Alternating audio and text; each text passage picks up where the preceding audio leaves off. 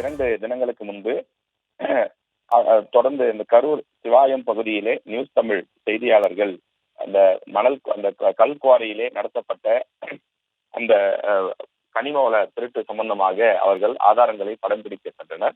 அங்கு எம்எல்ஏ தரப்பு ரவுடி ஆட்கள் இறங்கி செய்தியாளர்களை அடித்து விரட்டியிருந்தார்கள். அது பெரும் பரபரப்பை ஏற்படுத்தியிருந்தது. அப்போது ஆதாரங்கள் எதுவும் உடனடியாக கிடைக்காத நிலையில் தற்போது ஒவ்வொரு ஆதாரமாக வெளியாகி கொண்டிருக்கிறது.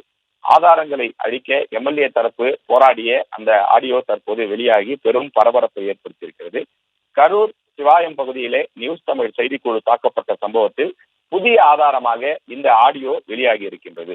தாக்குதல் நடந்த பகுதியில் உள்ள சிசிடிவி காட்சிகளை அழிப்பதற்கு எம்எல்ஏ தரப்பு திட்டமிட்டது அம்பலமாகி இருக்கிறது. எம்எல்ஏ பழனியாண்டி, ஸ்ரீரங்கம் தொகுதியினுடைய சட்டமன்ற உறுப்பினராக இருக்கக்கூடியவர் எம்எல்ஏ பழனியாண்டி, அவரது மகன் விமலநாதன், அவர் அந்த செய்தியாளர்களை அடித்த, அதாவது பெட்ரோல் பங்கில வைத்து அவர்கள் அடித்தார்கள். அந்த பெட்ரோல் பங்கிலே பதிவாகி இருக்கக்கூடிய சிசிடிவி காட்சிகளை உடனே அழிக்க வேண்டும் என்று அந்த பெட்ரோல் பங்கினுடைய உரிமையாளருக்கு போன் செய்து அவர்களை மிரட்டக்கூடிய அந்த ஆடியோ தற்போது வெளியாகி இருக்கிறது.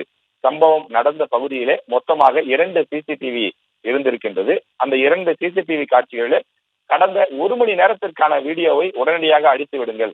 காரணம் கேட்டால் ஏதாவது ஒரு காரணத்தை சொல்லுங்கள். கரண்ட் இல்லை அல்லது ரிப்பேர் ஆகிவிட்டது என்று ஏதாவது ஒரு காரணத்தை சொல்லி சமாளியுங்கள். எக்காரணத்தை கொண்டும் இந்த சிசிடிவி காட்சிகள் வெளியில் சென்று விடக்கூடாது. இந்த சிசிடிவி காட்சிகள் மட்டும் வெளியில் சென்றால் பெரிய பிரச்சனையாக மாறிவிடும். இது முக்கிய ஆதாரமாக மாறிவிடும். இதை தவிர வேறு ஆதாரம் எதுவும் கிடையாது. நாம் அடித்ததற்கான ஆதாரம் இந்த 2 இடத்தில் மட்டும்தான் இருக்கிறது.